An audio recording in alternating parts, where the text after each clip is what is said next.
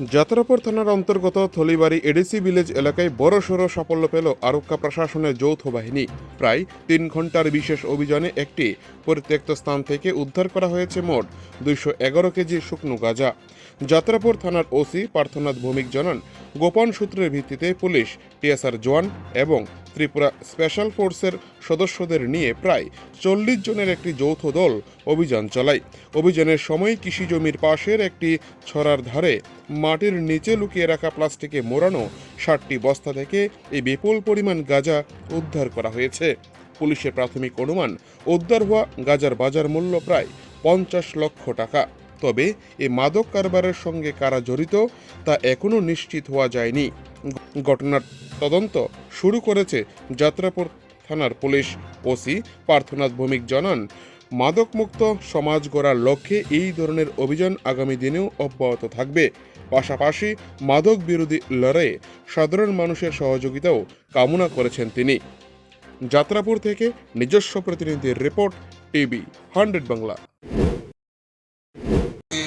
২৬ জুলাই ২০২৬ আমাদের কাছে একটা ইনফরমেশান ছিল আমাদের ইন্টেলিজেন্স ব্রাঞ্চ থেকে যে থলিবাড়ি এরিয়াতে গাঁজা স্টক আছে।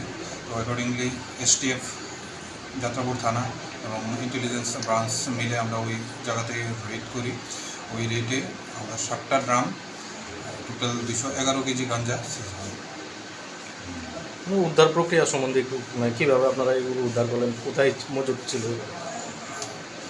ইনফরমেশান আজকে সকালে আসে। তো অ্যাকর্ডিংলি আমরা যে স্পেশাল টাস্ক ফোর্স আগরতলা তাদের আমরা ইনফরমেশান দিই আমাদের সাপোর্ট করার জন্য, এবং তারা আসেন, যে ইন্টেলিজেন্স ব্রাঞ্চ ছিল তারাও আসেন।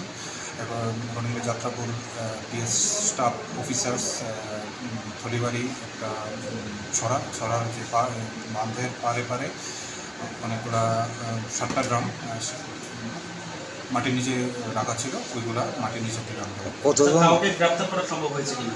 না, ওখানে কাউকে গ্রেফতার করা সম্ভব হয়নি। বাজার মূল্য ৫০ লাখের উপর। আচ্ছা, কতজন জবান ছিল মোট? হ্যাঁ, জবান কতজন মোট? অভিযানকারী নেতৃত্ব অভিযান আজকে 11:30 থেকে সকাল 11:30 থেকে 2টা পর্যন্ত চলে। সংখ্যায় কতজন ছিলেন? আমরা এসটিএফ আর থানা মিলে মোটামুটি ধরেন 40-45 জন মতো ছিল।